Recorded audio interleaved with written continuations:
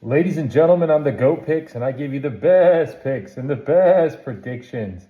I'm going to go over the UFC 250 at the White House in Washington, D.C. on June 14th. I'm going to go over this amazing fight. The UFC 250 is pretty much going to be celebrating America for the 250 years. It's going to be an amazing, great event, and we're going to make some history. That being said, guys, like and subscribe, follow. Right now I'm doing a $10 to $1,000 ladder challenge. It's going to be free. So each week I'm just going to do a pick that's plus 100. Last week we smacked the first ladder and we're going to keep going up. So this week will be a $20 to make double, to make 40.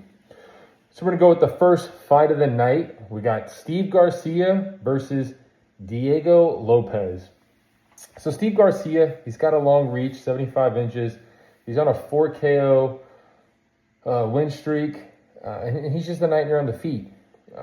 Now, Diego Lopez, who you all know, he's fought Gene Silva, who in my opinion hits harder than Steve. And, you know, Lopez has fought at the top level. Whereas Steve, he just got to the top of that level where he's facing Diego Lopez. Everyone's saying, you know, Steve Garcia has great boxing and is going to catch Lopez. But everyone's forgetting how Lopez can fight well in the pocket. And Lopez has way more wins and just experience with fighting people at the top of the level. So I have to lean with Diego Lopez. So first fight of the night, give me Diego Lopez. Goodness. Oh, he's spinning out his hand. Gets it back. Silva is down and eating some. He hit him with the same elbow. Lopez has him in trouble. Oh, it's spring Beltran stops it. Diego. Next fight, we got Josh Hockett versus Derek Lewis. Derek Lewis, my balls are hot. He holds 16 UFC KO wins and the all-time UFC record for knockouts, and also holds the heavyweight record for the most finishes overall. He has a puncher's chance against Josh Hockett with his KO power, but against Josh Hockett, who just went toe-to-toe with Curtis Blades, and with Josh Hockett's wrestling background, I just don't see how Derek Lewis can win. I mean, Josh Hockett, he's 28 years old, and Derek Lewis is 41 years old. So I think Hockett's going to mix into wrestling, and he's going to make Derek Lewis tire out and just give up. So in that case, you got to give me, I don't know if we could call him MMA superstar or the WWE superstar, but give me Josh Hockett.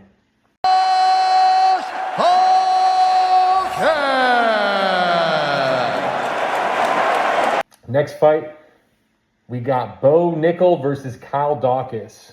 Kyle Dawkins, he's a great volume striker, and he does well countering. He has a great darce choke and could catch Bo, but he doesn't want to grapple with Bo. Bo's a 3 times NCCA wrestling champion. Bo's an incredible athlete. I mean, he just doesn't burn out when he, doesn't burn any energy when he's on the ground, grappling and wrestling. And he does great faking takedowns and bringing his opponent's arm down to defend the takedown. And when he fakes that, he goes straight for a punch and throws a punch. Or sometimes he'll fake the takedown, fake the punch, and go right back and take you down. And I think that's just what he's going to do to Kyle Dawkins. And when he gets Kyle Dawkins on the ground, it's going to be like, welcome to my world. And that's just where he's going to wrestle and, ground and pound possibly with Kyle Dawkins, switch a bunch of positions, wrestling. So in that case, give me Bo Nickel. Get off. It's right in front of.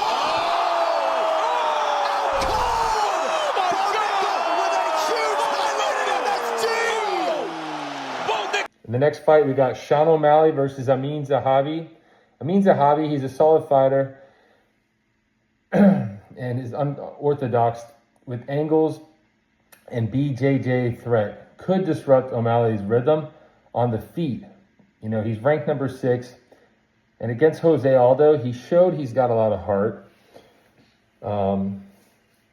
But, he won that by decision, which people could say went both either ways. Jose Aldo could have won that too. But again, he's never fought at this level. And Sean, to me, Sean's just at a whole different elite level. He's got a sniper of hands, that one-punch power. He's fought the best. Aljamain Sterling, Chito Vera, Peter Yan. And to beat Sean, you have to make it dirty and, drag Sean into deep waters. But you have to be careful because there's consequences with that. And Sean can just catch you if you try to go to war striking. And I just don't see Zahid going to a war striking with Sean. So if in that case, all around, I think Sean's just going to, catch Zahid, and just put on an elite performance and just show why he's still the best. So give me Sean O'Malley. He does a fin. The walk-up KO! The shooter shot! Oh my goodness! Oh my goodness, he slapped him bad. Out of nowhere. In the next fight, we got Mauricio Rufy versus Michael Chandler. Chandler's explosive. He's durable. He's big heart. I'm actually happy he's on this card because, again, he's representing the USA. Same with Bo Nickel and, Josh Hockett, Derek Lewis. But back to Michael Chandler. You got to feel bad for him because he's waited so long to fight McGregor. And then McGregor doesn't want to fight him. He's fought Poirier, Gaethje, Patty, Pimblett. However, he's been inactive, like I said, and he's coming off losses. Father Time also has a lot to do with this point in his career. And, I just don't see how he could beat Rufy. I mean, Chandler, he could rush Rufy and grab and get a hold of him, make it dirty, and get takedowns, and try not to get tired, and that's just pretty much, the way he fought Dustin, he's going to want to fight Rufy. But again, Rufy's a great striker, and on the feet, he can make Michael Chandler a highlight reel. I mean, just look at the Bobby Green fight with Michael Chandler. He has amazing spinning kicks, and all around, he's just a great elite striker. So I'm going to have to go with Mauricio Rufy.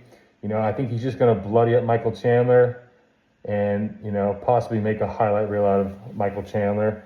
So in that case, give me Rufy, Mauricio Rufy. Kick Green up.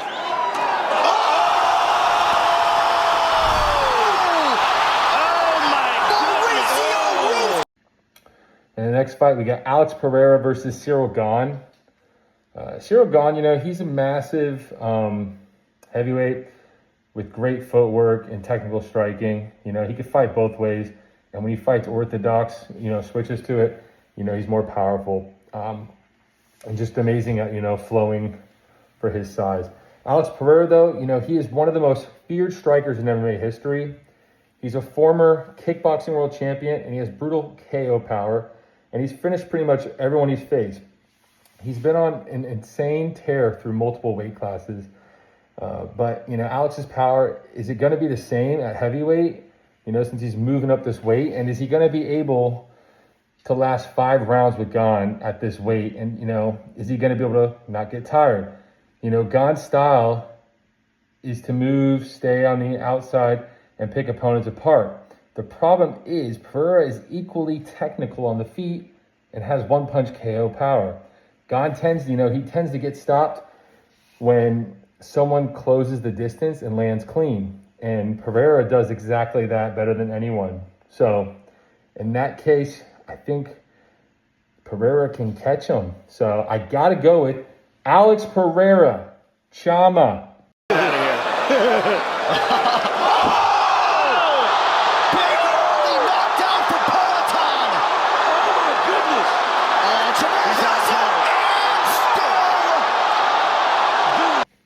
And in the main fight of the night, we got Justin Gaethje versus Ilia Topuria. Justin Gaethje, he's one of the most violent fighters in the UFC history. He's got insane pressure. He's got leg kicks that are amazing, just the way he wraps and hits those calves. He's got a forward marching pressure and a chin that, has been tested by the best. He's a former interim champion and always comes to war. Never a boring fight with this guy. Ilia Topuria, though, he's undefeated. He's an elite striker with monstrous KO power. And he's already dethroned Alex Volkanovski, KO'd him. He's KO'd Max Holloway. He's KO'd Charles Oliveira. You know, Justin's going to need to make this dirty, and he's going to have to make it rough and try to kick Ilia's legs out. But, you know, Gaethje loves to walk forward and pressure, and, you know, he could catch him. But that actually plays into Topuria's hands. Topuria is at the best when opponents come to him, and his counter right hand is lethal. You know, so Gaethje's style leads to wars, and Topuria's power is the difference with this maker. So I could just see, you know, Gaethje going in for a war, and what's going to happen, Topuria will counter and catch him with that lethal right. So in that case, you know, it's tough because I do love Justin Gaethje. I do want to see him win this match and get the belt. You know, I loved when he fought Khabib. I wanted him to win. But again, I got to go with facts, and I got to go with what we've been seeing with the fights from both fighters. So give me Ilia Topuria to win the fight. Well, he's already busted up. Oh! Out cold. A man of his word! Oh, my goodness. And now He called the it. new He UFC called it. lightweight champion.